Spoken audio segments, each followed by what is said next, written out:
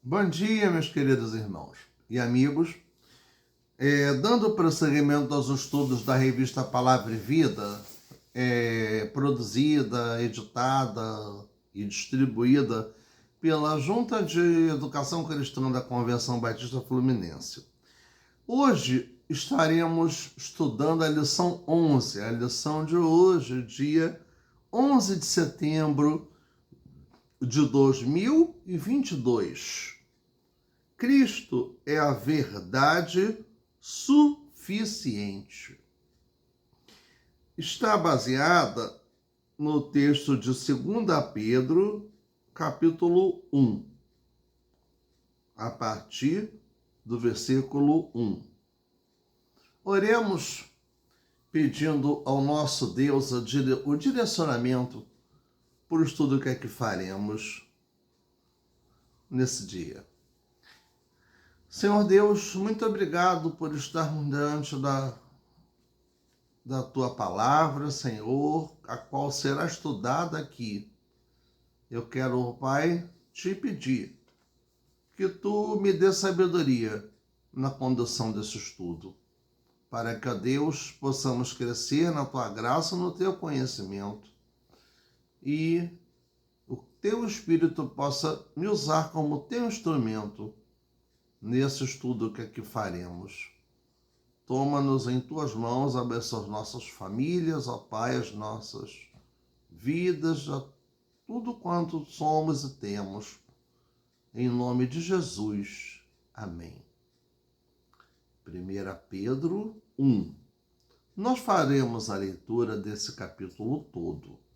Na revista está de 1 a 11. Mas eu achei mais prudente lermos até o versículo 21 para podermos ter uma ideia melhor fundamentada do estudo que aqui será apresentado nesse dia. Leamos. Simão Pedro, servo e apóstolo de Jesus Cristo, aos que conosco alcançaram fé, igualmente preciosa pela justiça do nosso Deus e Salvador Jesus Cristo. Graça e paz vos sejam multiplicadas pelo conhecimento de Deus e de Jesus, nosso Senhor, visto como o seu divino poder nos deu tudo o que diz respeito à vida, a piedade, pelo conhecimento daquele que nos chamou por sua glória e virtude, pelas quais ele nos tem dado grandíssimas e preciosas promessas, para que por elas fiqueis participantes da natureza divina, havendo escapado da corrupção que pela concupiscência há no mundo. A concupiscência é o quê? O pecado, as coisas materiais. E vós também, pondo nisto mesmo toda a diligência, acrescentai à vossa fé a virtude, e a virtude a ciência, e a ciência a temperança, domínio próprio, e a temperança a paciência, e a paciência a piedade, e a piedade o amor fraternal, ao amor fraternal a caridade. Porque sem vós houver e abundarem estas coisas, não vos deixarão ociosos, nem estéreis no conhecimento de nosso Senhor Jesus Cristo. Nem estéreis no conhecimento, ou seja, nem desconhecedores no conhecimento de nosso Senhor Jesus Cristo. Pois aquele em quem não há estas coisas é cego, nada vendo ao longe, havendo-se esquecido da purificação dos seus antigos pecados. Portanto, irmãos, procurai fazer cada vez mais a firme vocação e eleição, porque fazendo isto, nunca, jamais tropeçareis. Porque assim vos será amplamente concedida a entrada no reino eterno de nosso Senhor e Salvador Jesus Cristo. Pelo que não deixei de exortar-vos sempre acerca destas coisas, ainda que bem as saibais e estejais confirmados na presente verdade. Eu tenho por justo, enquanto estiver neste tabernáculo, despertar-vos com admoestações, sabendo que brevemente hei de deixar este meu tabernáculo, como também nosso Senhor Jesus Cristo já me tem revelado. Mas também eu procurarei em toda ocasião que, depois da minha morte, tenhais lembranças destas coisas, porque não vos fizemos saber a virtude e a vinda de nosso Senhor Jesus Cristo, seguindo fábulas artificialmente compostas, mas nós mesmos vimos a sua majestade. Isso deixa claro que os escritos da Bíblia não são histórias inventadas, são situações reais. Porquanto ele recebeu de Deus Pai, honra e glória, quando da magnífica glória que lhe foi dirigida a seguinte voz: Este é o meu Filho amado, em quem me tenho comprazido, em quem tenho me alegrado. Quem disse isso foi Deus, sobre Jesus. E ouvimos esta voz dirigida do céu, estando nós com ele no Monte Santo, e temos muito firme a palavra dos profetas, a qual bem fazeis em estar atentos, como a uma luz que alumia em lugar escuro, até que o dia esclareça, e a estrela da alva apareça em vossos corações. Sabendo primeiramente isto, que nenhuma profecia da Escritura é de interpretação particular, porque a profecia nunca foi produzida por vontade de homem algum, mas os homens santos de Deus falaram inspirados pelo Espírito Santo. Então a gente vê claramente que Cristo é a verdade suficiente. E essa verdade suficiente se completa completamente, totalmente. A gente não precisa estar buscando caminhos diferentes para buscar a verdade, porque a verdade está em Cristo. João, no versículo 14, verso 6, disse, a palavra de Jesus: Eu sou o caminho, a verdade e a vida. Ninguém vem ao Pai a não ser por mim. Tá? Então vejamos, as 5 últimas lições, a primeira carta de Pedro foi escrita para encorajar os irmãos e fortalecê-los diante da tribulação, perseguição e sofrimento. Já na sua segunda carta, tem como objetivo encorajar os irmãos a combater os falsos ensinos e as heresias que se espalhavam na igreja. A primeira abordagem da carta é o seu ensino sobre a suficiência de Cristo para a vida de cada cristão e da igreja. É esta suficiência compreendê-la e vivenciá-la. Aliás, é esta suficiência compreendê-la e vivenciá-la que fortalecerá a igreja a identificar e vencer os falsos ensinos. Assunto que o apóstolo começa a desenvolver após a costumeira saudação presente nas cartas do Novo Testamento, versos 1 e 2. Então as heresias não acontecem só hoje, já são muito antigas, elas já existiam naquela época lá da antiguidade, em que se passa a situação do Novo Testamento, o início da era cristã. Então a verdade, sendo a verdade, ele nos revelará a verdade. Nós conhecemos essa verdade estudando a Bíblia, a partir da palavra de Deus. A pessoa de Cristo é suficiente.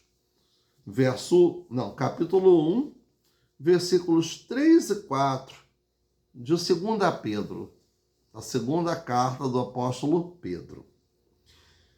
O verso 3 do capítulo 1 é o ponto central da carta. Seu divino poder nos deu todas as coisas que necessitamos para a vida e para a piedade. Né? Então aí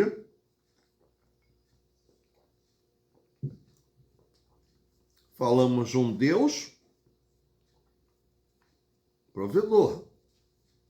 O verbo dar indica uma ação de dar como presente, livremente.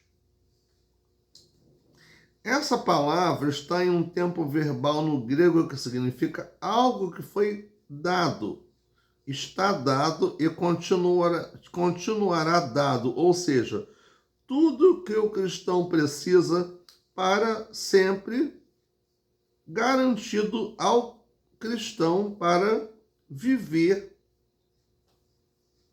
Está tudo garantido ali, tá? Não tudo o que ele deseja, mas tudo o que ele necessita, precisa. Pedro tinha visto e vivenciado muitas demonstrações do poder de Deus, através do poder de Jesus, através dos milagres realizados e suas próprias experiências. A palavra poder, dinamis, indica uma energia constante e dinâmica, habitando em Cristo por força de sua natureza divinal, por ele ser Deus. Com efeito, é esse poder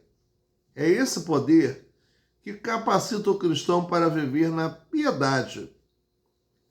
Essa palavra indica a resposta anterior de alguém às coisas de Deus e o que se expressa naturalmente em reverência à sua pessoa. E, naturalmente, às coisas santas. Entretanto, esse poder só alcança o homem pelo conhecimento daquele que nos chamou por sua glória e virtude. Glória é o renome de Deus, seu esplendor e sua majestade.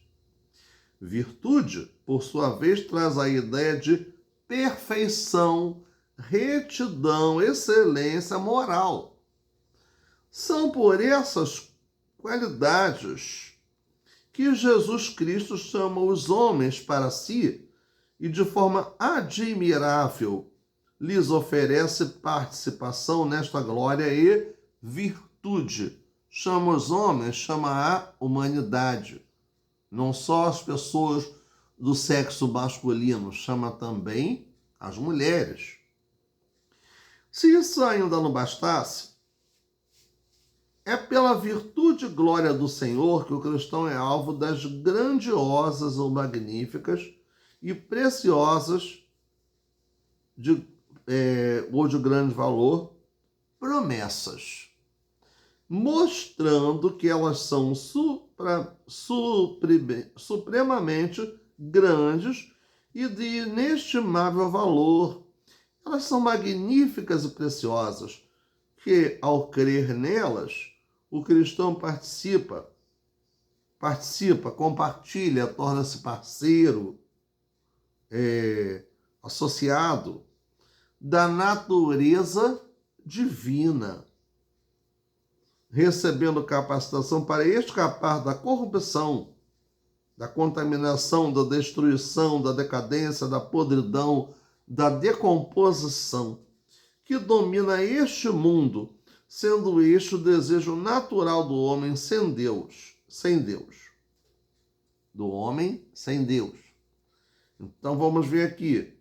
Participar da natureza divina, portanto, não significa que o homem se tornará um Deus, mas que está reservado para si a natureza, peculiaridades, características e poderes que o tornarão diferente do não salvo. Portanto, a vida pegada às coisas santas é fruto do cultivo da nova natureza. E tudo isso é alcançado pela suficiência de Cristo na vida do salvo. Então, Cristo faz muita diferença na nossa vida. A presença dele é suficiente, sim, porque vai nos moldar, vai nos modificar. No item 2, Cristo é suficiente para fazer crescer a fé. Está baseado nos versículos 5 a 11 do capítulo 1 da segunda carta de Pedro. O que nos diz? Há duas frases bem parecidas que ligam as duas sequências de texto que estamos refletindo, por meio do pleno conhecimento daquele, Jesus, que nos chamou, verso 3b, e no pleno conhecimento do nosso Senhor Jesus Cristo. O pleno conhecimento de Jesus coloca o cristão em contato com a sua natureza divina, como também o capacita para o crescimento na fé e sua prática operosa. O próprio Deus dá aos seus servos tudo o que eles precisam para viver piedoso e santo, mas o crescimento espiritual não ocorre automaticamente. É preciso que haja dedicação na aplicação. Nós temos que buscar ao Senhor na aplicação dos recursos que Ele provê. O apóstolo Paulo exorta aos filipenses que eles deveriam pôr em ação a salvação de vocês com temor e tremor, pois é quem efetua em vocês tanto querer quanto realizar, de acordo com a boa vontade dele. Isso está em Filipenses 2, versículo 12b e 13. Tá? Nos versículos 12 e 13. Não obstante, o apóstolo Pedro enumera nos versículos de 5 a 7 qualidades que fazem parte do crescimento na fé. Não são etapas de desenvolvimento, mas características que estão inteiramente relacionadas, assim como os elos de uma corrente. Para tanto, é necessário haver empenho nessa tarefa. O verbo empenhar, que está no verso 5, aparece apenas neste texto em todo o Novo Testamento e refere-se a realizar algo com envolvimento pessoal real, enfatizando fortemente a necessidade do envolvimento profundo e pessoal do crente na fé. O verbo acrescentar, ainda no verso 5, é uma metáfora que indica fornecer tudo o que é necessário para atingir um grande objetivo, significando ainda a cooperação generosa e dispendiosa. Isto quer dizer que o cristão deve investir tudo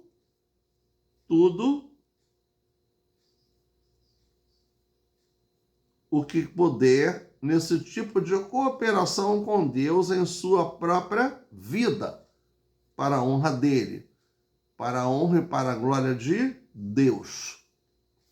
Assim, essas qualidades são virtude, conhecimento, domínio próprio, perseverança, piedade, fraternidade e amor. Vejamos então o que significa cada uma delas, né? Aqui.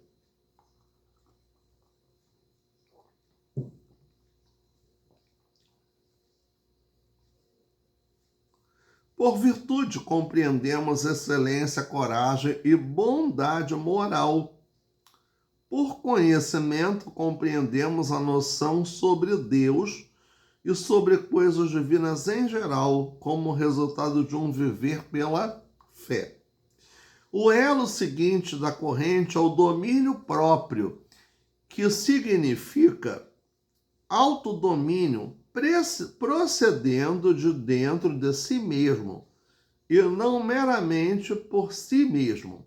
O domínio próprio, uma das manifestações do fruto do Espírito, conforme exposto na carta aos Gálatas 5, 22 e 23. Ao domínio próprio é acrescentada a perseverança, verso 6, cujo sentido é a permanência, resistência, firmeza, especialmente quando Deus capacita o crente a suportar os desafios, as oposições humanas, ou satânicas que surgem, ou até mesmo a sedução carnal que vem do interior do homem, que vem da onde? Da natureza, da nossa natureza pecaminosa. Tá? Aqui vemos a perseverança une-se à piedade, que é a reverência para com Deus e respeito para com as pessoas. Por último, junta-se à lista de virtudes o amor fraternal, pois, como nos ensina o apóstolo João em sua primeira carta, se alguém afirmar eu amo a Deus, mas odiar seu irmão, é um mentiroso. 1 João 4, 20a. No item 3, Cristo em nós é autossuficiente para a prática da fé. Os cristãos não podem ser estéreis, infrutíferos nem acomodados com aquilo que fazem. A palavra estéreis aí significa improdutivo, significa que não produz frutos, tá? Então não é estéril, no caso aí não é uma coisa que venha a ter outro sentido. O sentido verdadeiro é esse. Bem, vemos o seguinte: o apóstolo Paulo sustenta que as qualidades cristãs precisam estar crescendo cada vez mais. No grego, o verso crescendo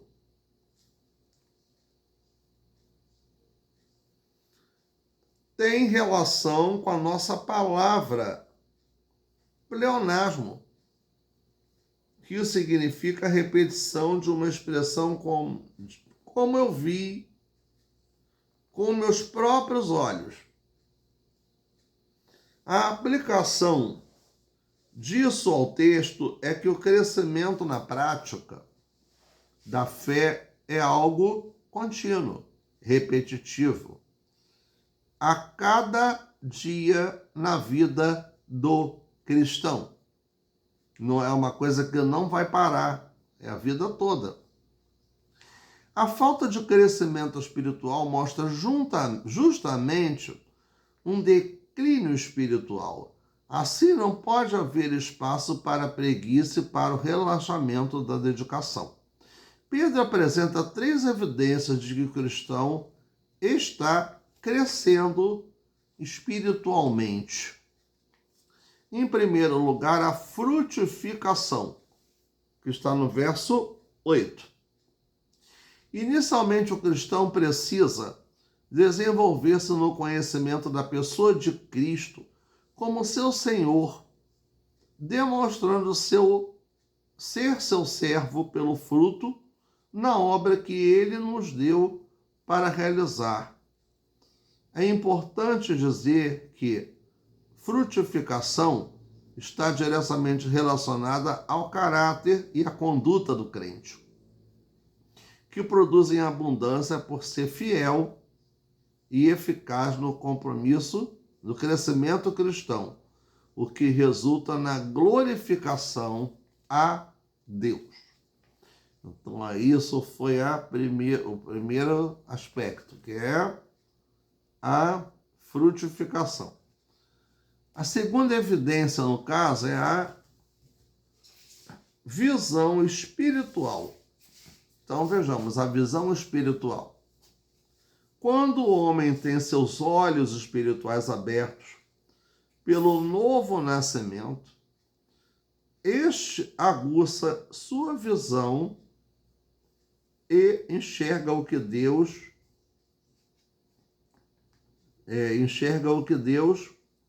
lhe quer mostrar. A frase "só vê o que está perto", no verso 9, traduz um termo que significa míope. Seria o quê? Um problema, uma dificuldade de enxergar bem. Que é aquela pessoa que só enxerga bem de perto, não vê claramente objetos que estão longe.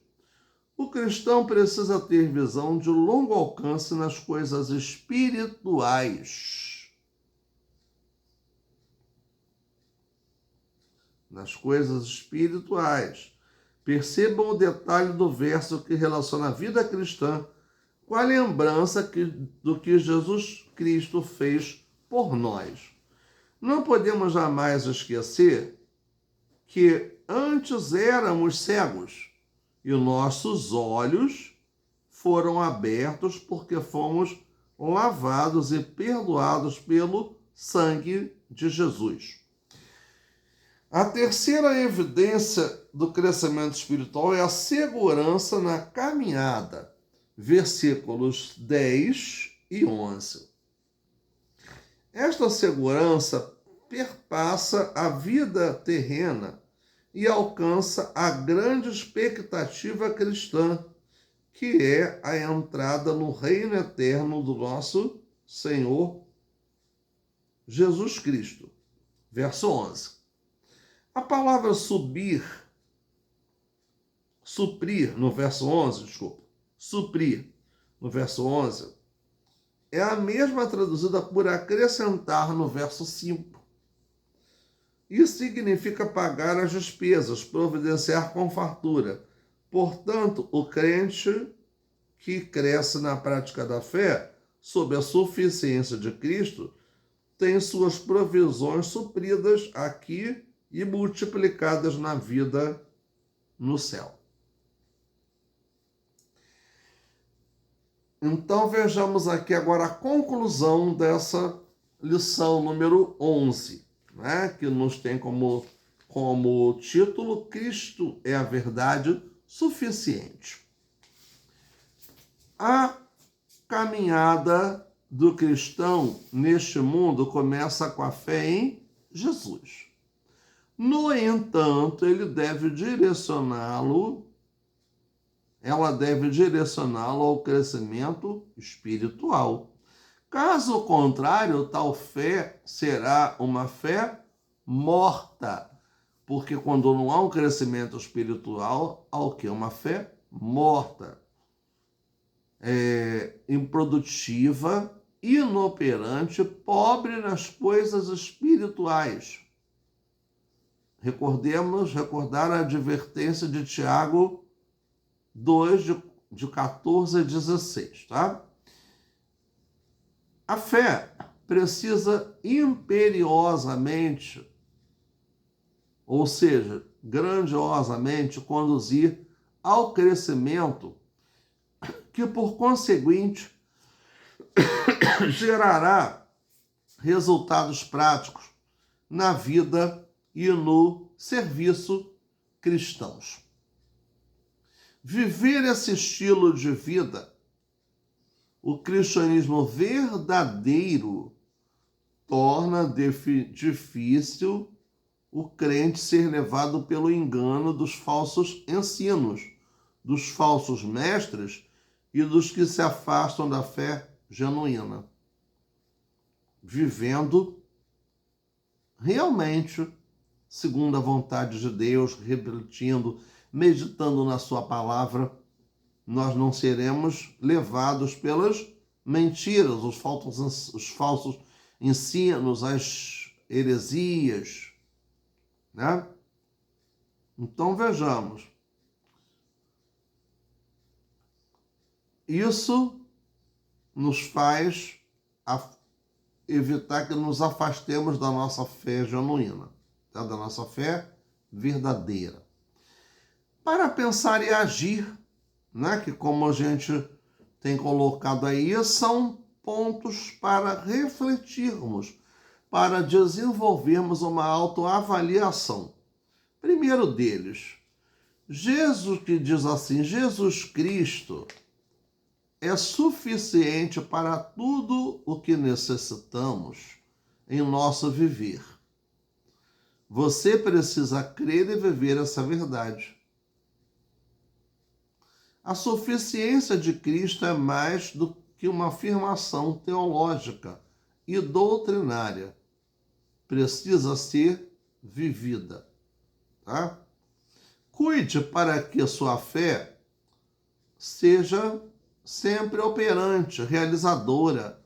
Participe da obra de Deus através da igreja local e glorifique ao Senhor com a prática da fé. Então aqui, isso nos faz pensar.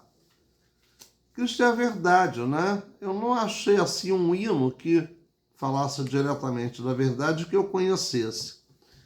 Mas nos faz lembrar o cântico Espírito de Deus, que aparece, que tem uma estrofe em que nos diz: tua presença nos alegra, és bem-vindo nesse lugar. Tens a liberdade, a tua verdade reinará. A verdade do Senhor reinará, porque Jesus Cristo é o caminho, é a verdade e é a vida. E a sua verdade sempre prevalecerá à frente de qualquer mentira, de qualquer falsidade, de qualquer tentativa de deturpar o Evangelho. E precisamos viver a verdade na nossa vida e sermos guiados, conduzidos por essa verdade, sem nos deixarmos levar por falsos mestres, falsos ensinos, heresias, coisas que não têm fundamentação na palavra de Deus, na Bíblia, que é a nossa regra de fé e prática. Quero agradecer aos irmãos e amigos pela atenção dada até aqui e queremos lembrar dos nossos propósitos de oração, que não venhamos deixar de orar nesse sentido. Oremos então, irmãos. Senhor Deus, muito obrigado pela tua graça, pelo teu poder, pela tua direção. Queremos te pedir, Senhor, que tu esteja com cada um de nós, que tu abençoes todos os nossos irmãos da turma D, toda a nossa igreja, Senhor, os nossos familiares, que tu sejas conosco, Senhor Deus, nos dando toda a sabedoria que precisamos, nos dirigindo, nos orientando debaixo da tua poderosa mão e nos guardando pelo teu poder, Senhor, para que possamos fazer sempre a tua vontade, para que o teu nome seja glorificado em nossas vidas, ó Pai, no nosso testemunho, a cada dia, Senhor, que possamos estar mostrando o cristianismo verdadeiro, o quanto tu já operaste em cada um de nós, Senhor. Oramos, ó Pai, pois cremos em Ti, em Teu poder, ó Pai querido, em nome de Jesus. Amém.